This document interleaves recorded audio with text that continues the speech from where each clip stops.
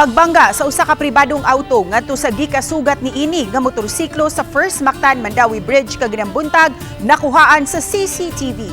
Siluan may Rundina sa report.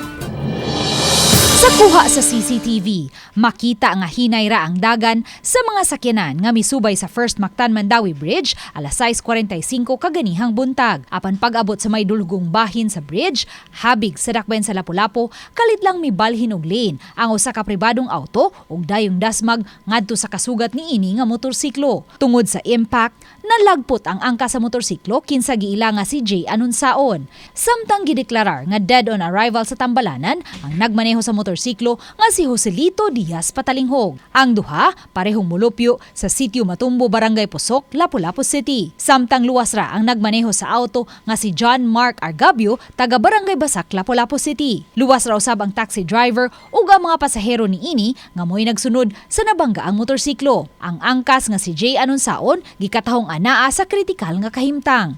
Giswayan sa RTV Balitang Bisdak, pagkuha ang habig sa nagmaneho sa auto apan nagdumili kini pag-atubang sa news team. Matod sa Lapu-Lapu City Police, napaubos na nila sa liquor test ang nagmaneho sa auto ug nagpositibo kini. Sa kaming gi-inquire sa fiscal office o tuloy na pagpalilan sa kanang drunk driving law.